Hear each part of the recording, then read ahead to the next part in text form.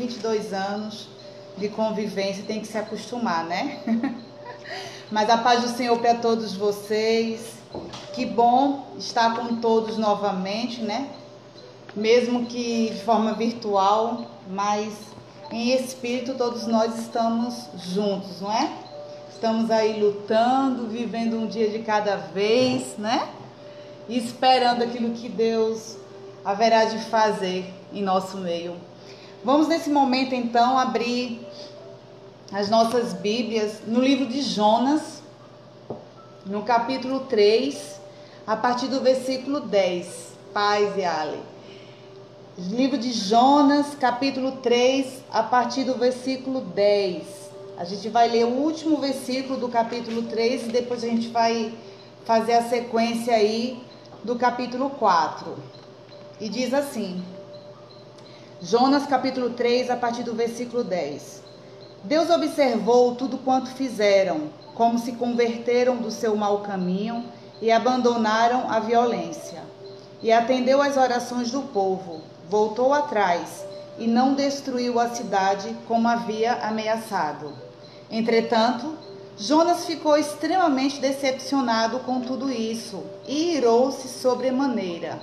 Então orou a Yahvé e desabafou, dizendo: Eterno, pois não foi exatamente isso que eu disse quando ainda estava em minha casa? Foi por esse motivo que decidi fugir para Tarsis. Eu sabia que tu és Deus misericordioso, compassivo, longânime, rico em amor e que ameaças castigar, mas te arrependes. Ó Yahvé, agora, portanto, tira a minha vida, eu te rogo. Afinal, é para mim melhor morrer do que seguir vivendo. E Yahvé, o Senhor, lhe questionou: Tens alguma razão para te deixares enfurecer desta maneira? Então Jonas saiu para consolar-se num lugar a leste, oriente da cidade. Ali, armou uma tenda e sentou-se debaixo dela, à sombra, até ver o que mais aconteceria com a cidade. E Yahvé Elohim, Deus, fez crescer uma espécie de mamoneira sobre Jonas, a fim de oferecer mais sombra e conforto à sua cabeça, livrando-o do calor excessivo. E Jonas ficou bastante alegre por causa da planta. Todavia, no dia seguinte, ao alvorecer, Deus enviou uma lagarta que atacou o arbusto, que sendo frágil, secou. Logo que apareceu o sol, Deus trouxe um vento oriental muito quente e seco, e o sol fustigou a cabeça de Jonas, ao ponto de ele quase perder os sentidos.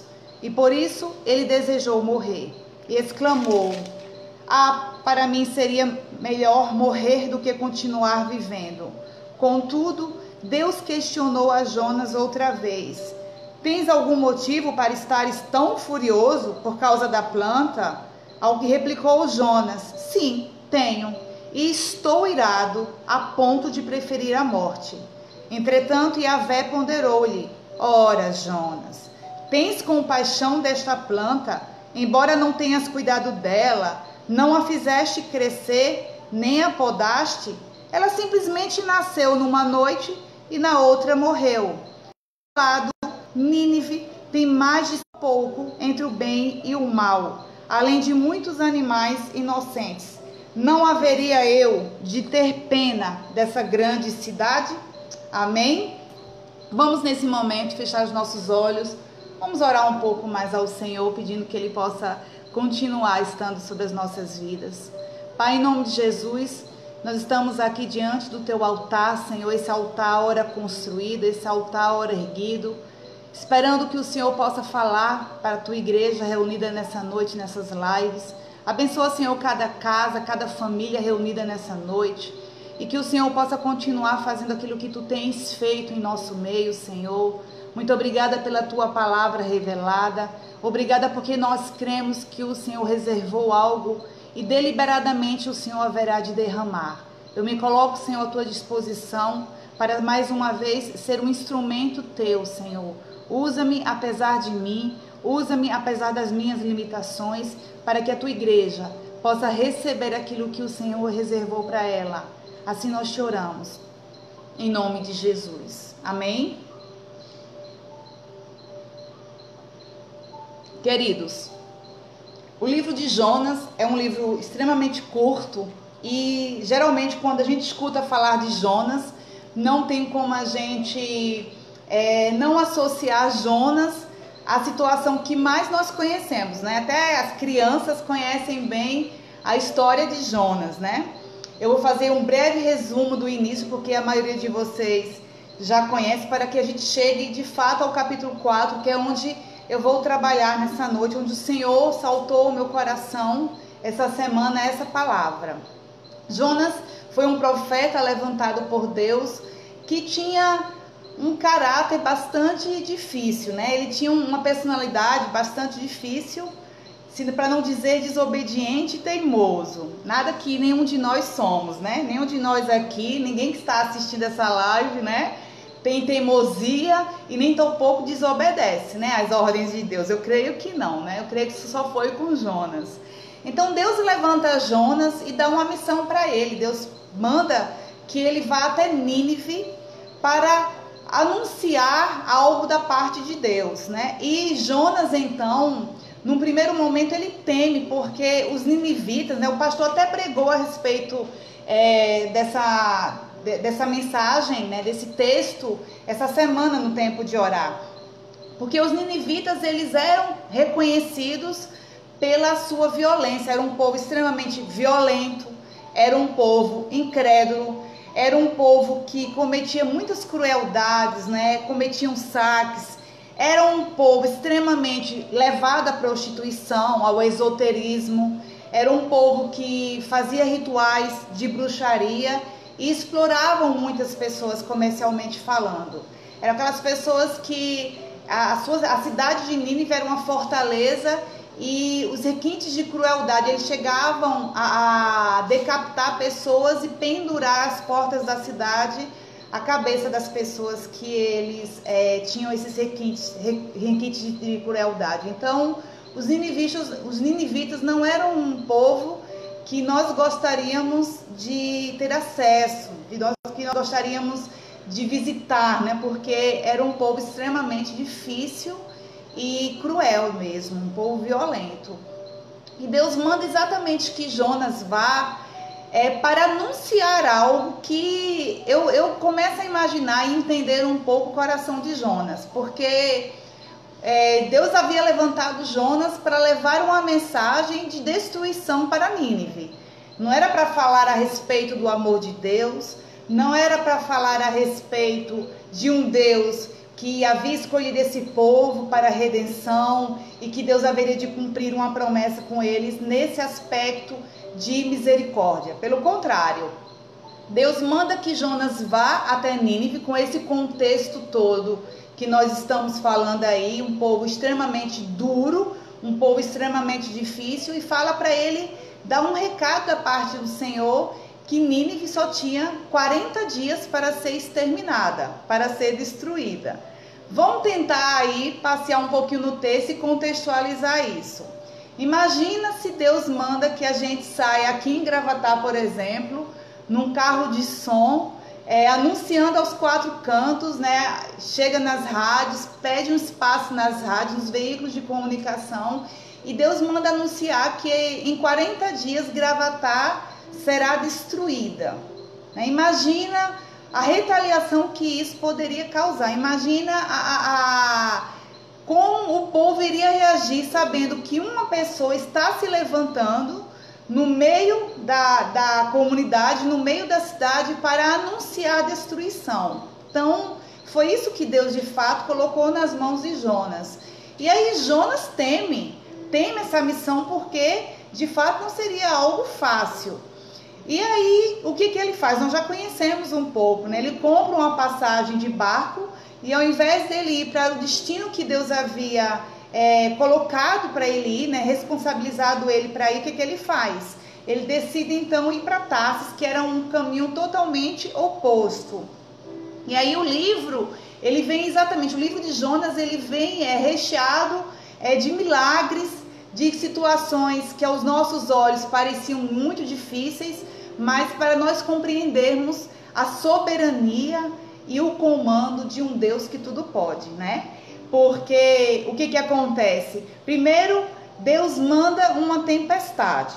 Jonas está lá dormindo no porão, né, do navio, e aí todos que estão ali, os tripulantes, os viajantes estão ali e começam a ter medo, né? Porque a tempestade era extremamente forte, era algo violento, e aí eles começam então a orar aos seus deuses, a tirar sorte, e descobrem então que o responsável por aquela tempestade e possível naufrágio era o Deus de Jonas. E aí eles temem então, eles falam, por que o teu Deus está fazendo isso? E Jonas fala, olha, eu sei por quê, eu já sei porque eu estou em desobediência, né? Porque eu estou fugindo da presença de Deus, né? Como se o porão de um barco, como se em Tarsis Deus não o encontrasse, né? Às vezes a gente tem uma ligeira impressão que há lugar onde nós podemos fugir da presença de Deus. E foi essa a intenção. A palavra diz que Jonas desejava fugir da presença de Deus. Essa era a intenção do coração dele. E aí o que acontece? Ele pede então que eles joguem ele no mar, porque ele não queria que os outros que estivessem ali, que nada tinham a ver com a desobediência dele, pudessem também pagar o preço por ele, né? Pudessem ali ser responsabilizados também pela desobediência dele. Então, o primeiro grande milagre que nós vemos é Deus enviar uma tempestade, jogam Jonas no mar e Deus providencia o quê? Para ele não naufragar? Um grande peixe. Né? Deus manda exatamente na hora certa, dá ordem para que um peixe passe. Esse peixe, esse grande peixe, então engole Jonas, não mastiga Jonas, né? Não digere Jonas, apenas o engole. E Jonas então passa vivo 3 dias, né, no estômago, no interior desse peixe, sem ser mastigado, né? Veja que coisa maravilhosa, o cuidado de Deus. Então, tempestade, Jonas é lançado ao mar, Deus manda um peixe, Jonas passa 3 dias no interior desse peixe, sem morrer, e depois, finalmente, o peixe vomita Jonas na praia, e Jonas finalmente chega ali no lugar onde Deus havia decidido que ele estivesse. Nesse momento, diante de todo esse cenário que Deus havia preparado para Jonas, ele se rende e ele decide, então, ele sai, né, de um extremo de desobediência para um outro extremo agora de obediência.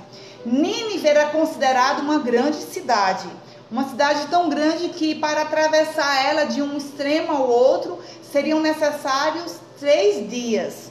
Então Jonas ele faz esse percurso provavelmente em um dia e meio, fazendo exatamente o que Deus havia agora mandado ele fazer, anunciando para um povo incrédulo, para um povo violento, para um povo cruel, que Deus, o Deus de Jonas, haveria de exterminar aquela cidade num prazo de 40 dias. O profeta então se levanta para anunciar a destruição de Nínive por conta do seu coração, por conta das suas práticas. E aí o que acontece? Acontece algo extremamente surpreendente para Jonas. Por quê? Porque apesar de Jonas anunciar aquilo que Deus havia mandado ele fazer, apesar dele anunciar exatamente a profecia que Deus determinou para ele anunciar, ele proferir as palavras de destruição e de morte para aquele povo, acontece algo inusitado aos olhos de Jonas. Porque no versículo 10 que nós acabamos de ler do capítulo 3, fala que todos se converteram do seu mau caminho, abandonaram a violência e aconteceu o quê? E eles atenderam as orações, voltaram atrás, e Deus então atendeu as orações desse povo, voltou atrás. Em outras versões diz que Deus se arrependeu e não destruiu a cidade como havia ameaçado. Ou seja, Deus manda o profeta anunciar extermínio, destruição, e todo o povo, desde o menor ao maior então, se arrepende, ouve aquela profecia e começam agora a declarar um jejum nacional, inclusive o rei também. O rei, quando fica sabendo que o seu povo está vestindo roupas de saco e conclamaram um jejum, ele agora faz com que o jejum seja um decreto oficial, faz com que seja algo agora obrigatório. Então o próprio rei também se veste de roupas de saco e apregoa um jejum para toda a cidade de Nínive. Então algo que seria para um povo, que estava um povo apenas, uma parcela do povo jejuando, agora há um jejum nacional que toma uma proporção para se tornar agora um decreto oficial declarado pela boca do rei. Então toda a cidade de Nínive se converte, aceita a palavra de Deus e se arrepende dos seus atos de violência, se arrepende então das suas atitudes cruéis e creem no Deus de Jonas e creem na profecia que Jonas havia declarado, havia proferido para a cidade. E aí o que acontece então? Jonas se ira. Jonas, ele tem uma atitude extremamente contrária ao coração de Deus.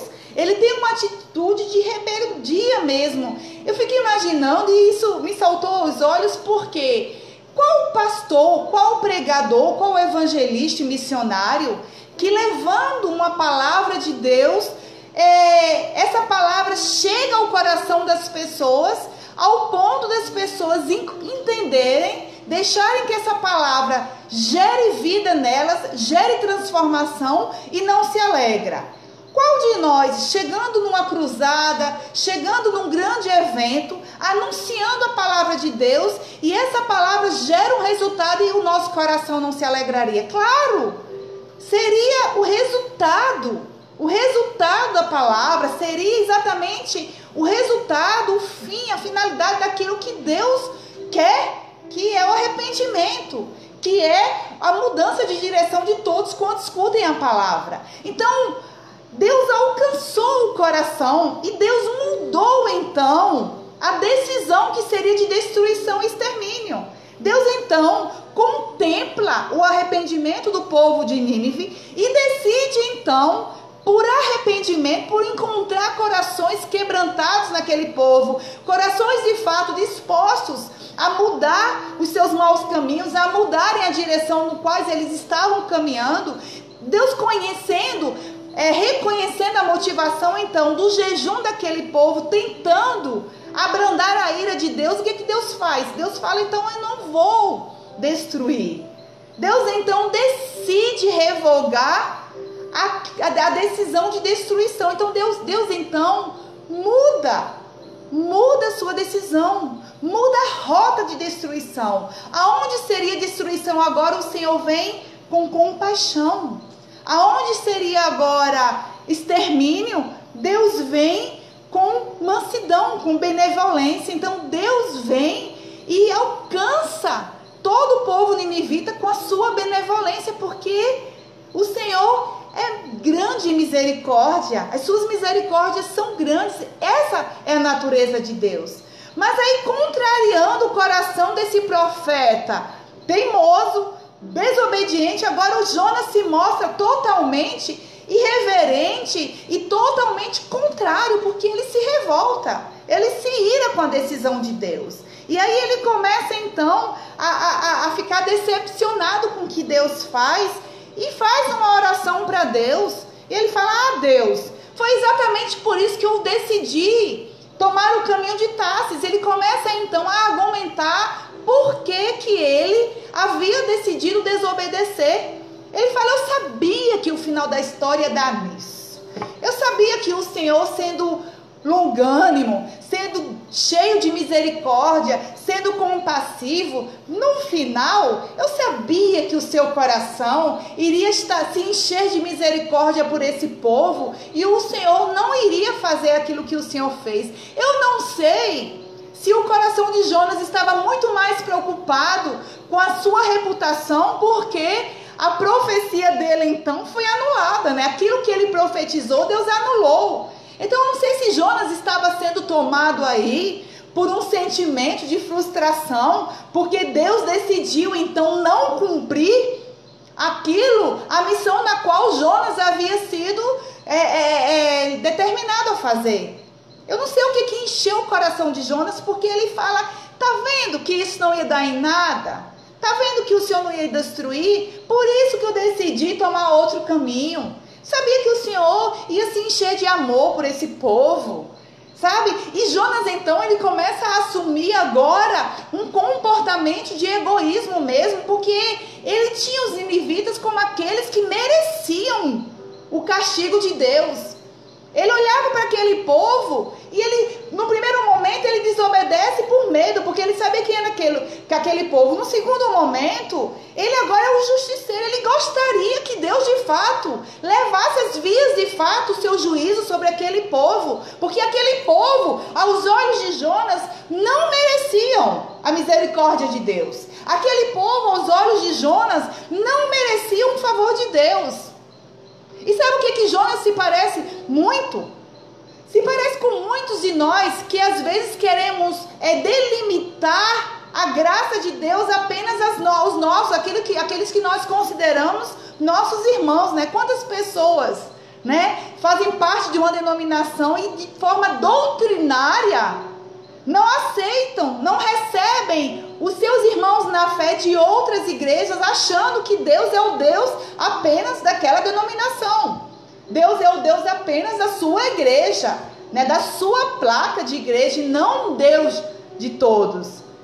E lá em João 3,16 vai dizer que Deus amou o mundo, ou seja, ainda quando nós éramos pecadores, estávamos destituídos da graça de Deus, Deus nos amou. Então Deus veio e amou o mundo, ele ainda sendo o mundo, para quê? Para que esse mesmo mundo, escutando as palavras de salvação, escutando as boas novas de Jesus, pudessem vir ao arrependimento e pudessem ser então redimidos e seus pecados fossem cancelados. Então Jonas não compreendia isso. Jonas entendia apenas que Deus era o Deus dos judeus, o Deus de Israel, e não o Deus daqueles que aceitassem a sua palavra. Então ele pede a morte, ele diz, olha Senhor, como o Senhor mudou de decisão, como o Senhor mudou a rota na qual o Senhor mesmo havia decidido, deixa eu fazer uma coisa, me tira a vida, eu não vejo mais razão para viver, eu prefiro morrer do que viver dessa forma. Olha, que audácia, olha que falta de compaixão desse profeta de Deus. Aí Jonas vai e sai da cidade, vai para um lugar alto, e ele fica nesse lugar onde ele podia avistar o que iria acontecer à cidade. Isso é muito interessante, porque Jonas simplesmente, ele não aceitou a revogação de Deus, ele não aceitou a decisão de Deus não mais destruir e de Deus ter se compadecido de Nínive. Ele vai para um lugar alto, onde ele pode ver o que Deus ainda poderia fazer pela cidade, como alguém que ainda nutria no seu coração uma esperança de que Deus ainda poderia voltar atrás da sua última decisão. Vocês estão compreendendo isso? Havia ainda uma chama de vingança, havia ainda uma sede no coração de Jonas, de disposição para contemplar a destruição daquela cidade. E aí Jonas vai, monta uma tenda. Na verdade, algumas versões vão falar que ele junta alguns galhos com ramos, né, para fazer uma sombra para ele, e ele se senta nessa sombra, porque o lugar onde ele estava fazia muito sol, era um sol escaldante, e ele vai para baixo daquela sombra esperar se Deus ainda haveria de destruir a cidade de Nínive.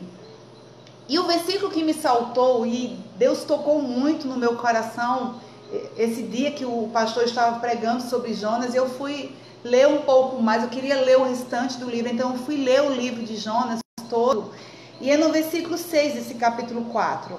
Porque diz assim: Deus fez crescer uma espécie de mamoneira sobre Jonas, a fim de oferecer mais sombra e conforto à sua cabeça, livrando-o do calor excessivo.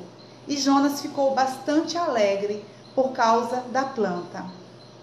E aí eu vi assim, o Senhor revelou algo maravilhoso nesse texto, nesse versículo, porque apesar de Jonas, por um momento ter se rebelado, por um momento ter argumentado, por um momento ter questionado a Deus, Deus conhecia as fragilidades daquele profeta, Deus conhecia o seu nível de desobediência, Deus conhecia o seu nível de temor, Deus conhecia o seu coração tendencioso à vingança.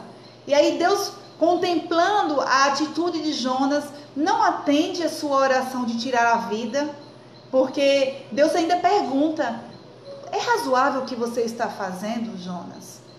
Ou seja, em outras palavras, Deus falava assim: Jonas, você está raciocinando o que você está falando? Você está escutando as suas próprias palavras? Você está falando que eu sou compassivo, que eu sou misericordioso, que eu mudaria, que eu voltaria atrás porque o meu coração, minha essência é boa. Você está certo do que você está falando, Jonas? Deus faz uma pergunta a Jonas. E Jonas nada responde, é quando ele se retira. E aí esse mesmo Deus que alcançou o povo de Nínive com misericórdia, compaixão e graça, providencia uma planta, que é um arbusto, uma mamoneira, e esse arbusto, ele chega a crescer até 4 metros de altura, e ele tem folhas muito frondosas, capazes de proporcionar muita sombra a quem está no sol. Aí olha o que Deus faz. Jonas se afasta, vivendo o seu dilema pessoal e espiritual. Ele parecia o irmão do filho pródigo, né? Questionando a benignidade do pai, né? Ele parecia aquele que estava com Deus, andava com Deus, já era povo de Deus, já era um homem levantado por Deus, mas que não se alegrava com a benfeitoria de Deus. Parece aquelas pessoas que trabalham na obra e a obra não é trabalhada nele. Parece aquela pessoa que prega o amor, mas não vive o amor, né? Jonas era aquele que falava a respeito de Deus, mas não conhecia o Deus que ele falava. Vocês estão entendendo isso? E Jonas então, ele vai e se afasta, monta uma tendazinha cheia de galhos, e o Senhor providencia durante a noite o crescimento de uma planta que chega no seu ápice de altura, chega no tamanho e exatamente na dimensão para proporcionar sombra a Jonas, livrando a cabeça de Jonas do sol e trazendo conforto a Jonas. Meu Deus, eu vou confessar algo para vocês. Eu chorei quando eu escutei esse versículo, porque esses dias nós fomos tomados, né, por várias notícias ruins, né? Notícias aí de pessoas que morreram, né, de Covid, como a cantora, né, Fabiana Anastácio. Mas tem uma morte que chocou muito esses dias a nós, que foi a morte do menino Miguel, né, aquele que caiu lá do 9º andar. Nós conhecemos a história lá em Recife. E eu fui orar à noite, eu tinha acabado de ler esse texto, e Deus tinha falado muito a respeito desse versículo, que ele proporcionou uma árvore, um arbusto, para trazer conforto a Jonas, para trazer descanso e sombra a Jonas. E eu falava: meu Deus, que Deus lindo, que faz crescer em questão de minutos uma planta para abençoar o seu servo. Ainda esse servo que aos nossos olhos pareça meio irreverente, mas Deus proporcionou sombra, proporcionou uma árvore para trazer um nível de conforto para o seu filho. E aí eu orava à noite, eu fui orar para a mãe de Miguel, eu fui orar por ela, e eu comecei a chorar, e eu falava: Deus, traz conforto para essa família, para essa mãe, né? E ao mesmo tempo, eu comecei a orar pela família da moça, da patroa também, né? Que até então entendemos que foi a responsável. E eu falava assim: Deus, vai com a mesma misericórdia sobre a vida dessa mulher, porque não é apenas uma família destruída, é a família que está enlutada, e a outra família que está vivendo a fatalidade também, está pagando um preço muito alto de comentários. E eu falava: Senhor, por que o Senhor não evitou a morte de Miguel? Né? Por que nessa hora que aquela criança chega até o 9º andar, e o Senhor não poderia ter enviado um anjo também? Porque o Senhor poderia ter feito isso, o Senhor poderia ter evitado a morte dessa criança, né? Eu falava: o Senhor pôde contemplar um servo que estava no sol, e o Senhor fez crescer uma planta para trazer sombra. E aí o Senhor falou: há coisas que você não vai compreender, filha. Eu sou aquele que de fato, na hora certa, eu trago sombra a um servo, mas algumas vezes eu não vou livrar uma criança de uma fatalidade como essa. E Deus me fez inclinar também a oração para orar por aquela moça, pela dona, né, do apartamento, por essa família também. Porque muitos de nós não estamos apenas com sede de justiça, estamos com sede de vingança, né? Muitos de nós abrimos a nossa boca esses dias e dizemos assim: ah, essa mulher merecia a morte, ela merecia que ser jogada da mesma forma. Isso não é justiça, isso é vingança. E a palavra de Deus diz que a vingança, ela pertence ao Senhor, não é? Então vamos orar de fato. E aí o Senhor me falava: eu cuido, eu sou um Deus zeloso, eu sou um Deus cuidadoso. Mas há uma lição nisso tudo, há algo didático nisso, porque sabe o que acontece depois? Jonas se alegra com o nascimento daquela planta. Jonas vê o cuidado de Deus, e no outro dia, esse mesmo Deus que fez crescer uma planta e trazer sombra sobre o seu servo, sabe o que ele faz? Esse mesmo Deus manda uma lagarta, uma verme, que consome em questão de minutos essa planta. E Jonas se aborrece de novo com Deus. Ele se aborrece porque ele começa a se compadecer pela planta. E Deus manda um vento forte, um vento tão caloroso, que chega a tocar na cabeça de Jonas, que ele chega a perder quase o sentido, ele quase se desfalece. E aí Jonas se aborrece mais ainda, e ele fala: mas Deus, me traz a morte mesmo, eu quero a morte. Aí Deus fala: é razoável, Jonas, que você se compadeça pela planta? Você por um acaso deu vida a essa planta? Você por um acaso podou, regou essa planta? Você por um acaso adubou essa planta? Por que você tem mais amor pela planta? E você não compreende o amor que eu tenho pela cidade de Nínive. Aí Deus fala: olha, Nínive para mim é como as crianças. Ela não discerne a mão esquerda nem a mão direita. Eles não compreendem nem o bem nem o mal. Então, se você compadece por uma planta que eu dei vida e que eu tirei a vida em fração de 24 horas, eu estou dizendo para você que a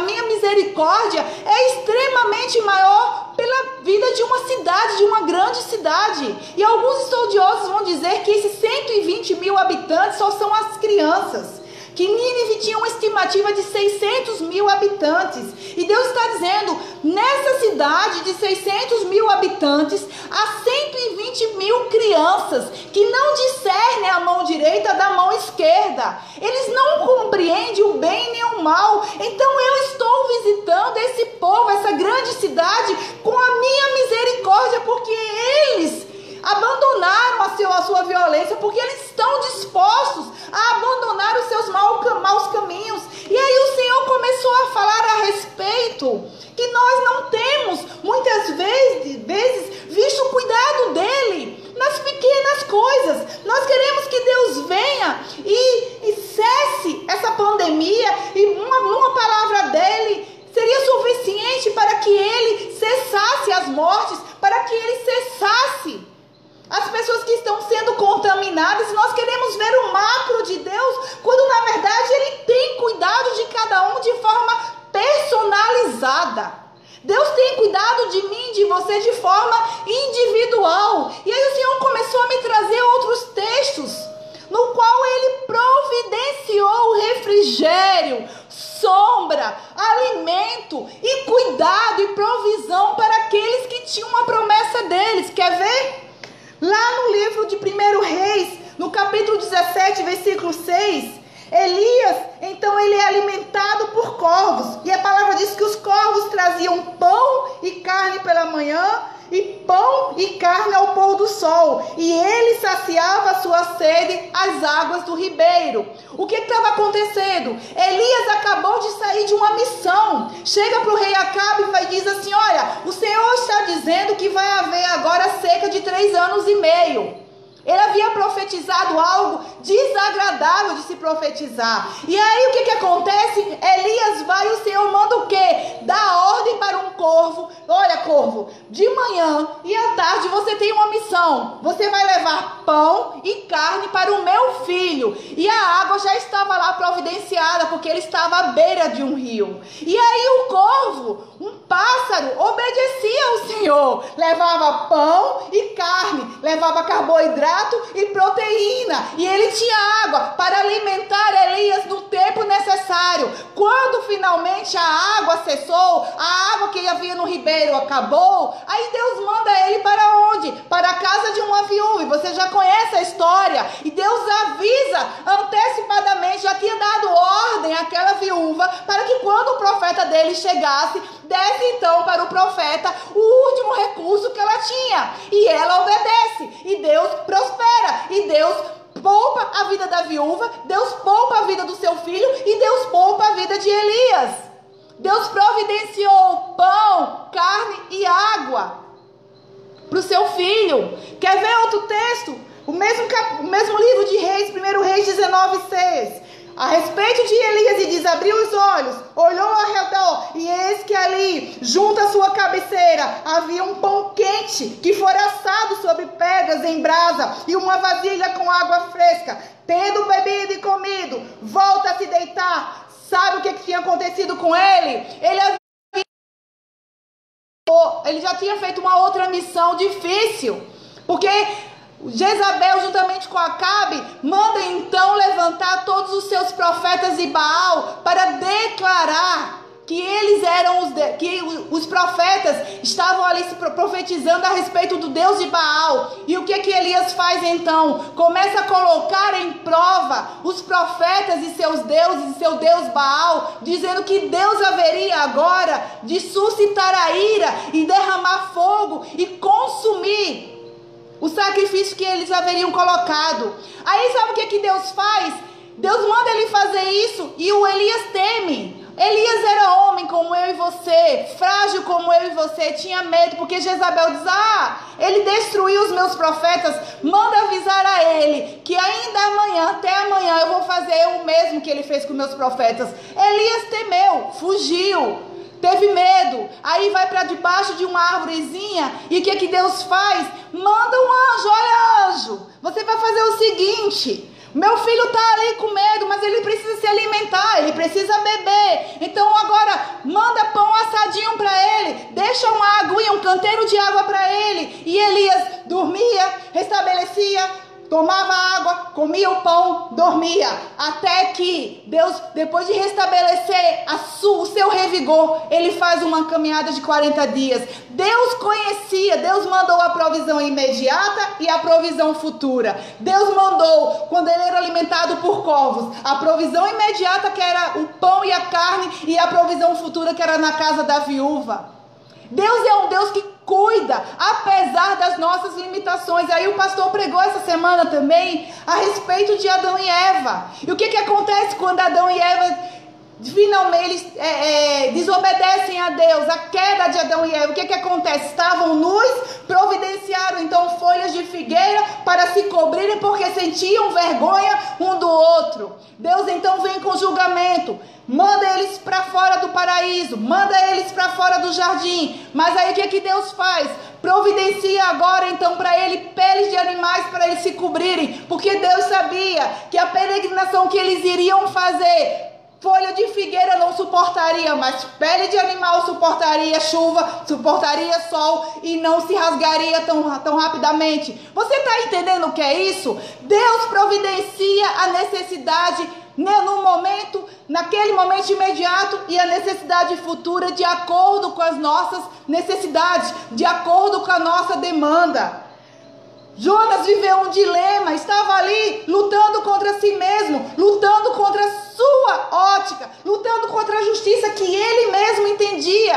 Aí Deus fala assim: peraí, tu tá de cabeça quente, eu vou mandar agora uma sombra para você entender que eu vou cuidar de você. E Jonas se alegra, Deus manda, faz crescer um arbusto, e Jonas se alegra porque vê o cuidado de Deus, porque vê Deus sobre ele. E aí Deus fala assim: agora você se compadece pela árvore, eu me compadeço por aqueles que se tornam meus. A minha misericórdia, ela é suficiente para isso. Você está entendendo? Nós não fomos chamados para colocar no nosso entendimento, na nossa visão, na nossa ótica, quem merece o amor de Deus ou quem não merece. Nós fomos chamados para falar, para apresentar o amor de Deus. Nós não fomos chamados para dizer a Deus quem ele deve salvar, quem ele não deve salvar, quem merece ouvir, quem não merece ouvir a palavra de Deus. Nós fomos chamados para sermos a manifestação do amor de Deus. E Deus,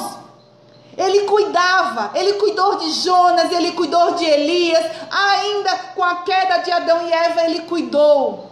E aí o Senhor começou a ministrar o meu coração: filha, nesses dias que as pessoas estão vivendo dificuldades financeiras, que as pessoas estão vivendo momentos difíceis, você tem visto eu cuidar daqueles que de fato me honram? Porque nós temos visto, nós vimos conversando, eu e o pastor esses dias, a gente estava caminhando, e a gente falava a respeito como Deus tem sido zeloso com aqueles que o honraram, com aqueles que o honram ainda. E irmão, deixa eu falar uma coisa para você: se não está te faltando pão, se não está te faltando a provisão na sua casa, e as portas estão sendo abertas, e isso tem surpreendido você, e você fala assim: nossa, aquela pessoa que eu conheço está batendo em todas as portas, se fecharam as portas de emprego para ela, e eu não tenho perecido nesse tempo, eu devo ser muito bom naquilo que eu faço, né? Não, você pode ser de fato um excelente profissional na sua área. Você pode ser de fato aquele cara que todo mundo gostaria que fizesse o serviço, porque o serviço que você faz é impecável. Mas deixa eu falar uma coisa: é cuidado de Deus. Deus tem cuidado de cada um de forma individual. Deus tem cuidado de cada um que é filho seu e que o honra, e que o ama, e que o prioriza, e que o coloca de fato em primazia. Ele tem cuidado. E ele não tem deixado faltar, não porque você é bom, não porque você tem boa influência, as pessoas conhecem o serviço que você desempenha, não. É porque Deus tem cuidado de você. Enquanto faltou comida na vizinha da direita, na vizinha da esquerda daquela mulher viúva que hospeda o profeta, sabe o que acontecia? O seu bairro foi tomado pela seca. A sua cidade foi tomada pela escassez, porque faltava água. Se falta água, logo falta alimento. Se falta água, logo falta provisão. Aquela mulher não tinha mais recursos, mas Deus cuidou dela. Deus providenciou a provisão imediata e futura para a vida daquela mulher e para a vida do seu filho Elias. Então, tudo isso que nós estamos vivendo, se você tem vivido provisão, abundância, tem sobrado na sua casa, tem pessoas que têm vivido sobrenatural, Isso é extraordinário, porque Deus tem aliança com você, não é porque você é bom. E Deus me falava a respeito desse versículo. Eu sou um Deus que providencio sombra a quem está no sol, a quem está cansado. Eu providencio refrigério para aquele que já está sedento. Eu sou um Deus que providencio asas, porque debaixo das minhas asas você está seguro. E de fato, eu não tenho deixado o meu povo perecer. Nós temos vivido sim, dias muito difíceis, mas nós não temos perecido, porque Deus tem nos mantido, porque Deus tem uma aliança com o seu povo. E porque você tem aliança com Deus, Ele providencia a sombra para você descansar. Nessa noite, ainda que as coisas estejam contrárias, porque o cenário é desfavorável, sim. O cenário é desfavorável, as más notícias são desastrosas, são desesperançosas, mas eu estou trazendo uma palavra da parte de Deus. O Senhor me fala para o meu povo que eu tenho cuidado deles. Se eu posso fazer em 24 horas um arbusto crescer para trazer sombra para um profeta meu, o que eu não posso fazer? Há algo demasiadamente grande que eu não possa fazer com quem tem aliança comigo? Amém? Deus abençoe a sua vida em nome de Jesus.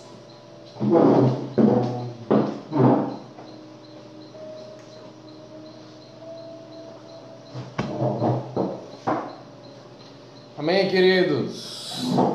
Receberam aí a palavra? Palavra de Deus, querido. Deus continua sendo Deus, Deus continua falando ao seu povo, Deus continua sendo fiel. Eu quero convidar você agora a participar da ceia, mas eu quero ministrar nessa ceia também.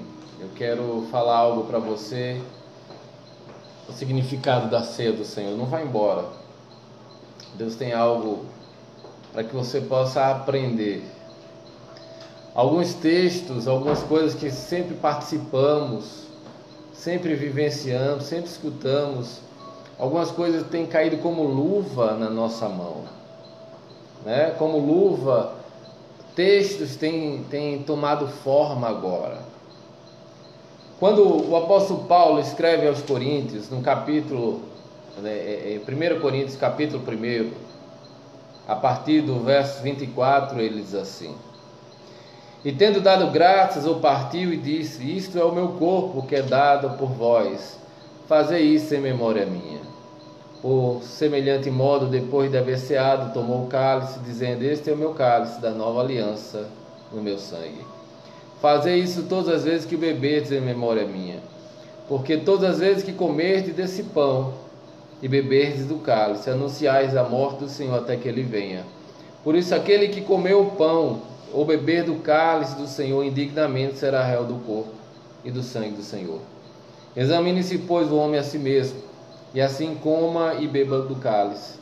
Pois quem come e bebe sem discernir o corpo, come e bebe juízo para si.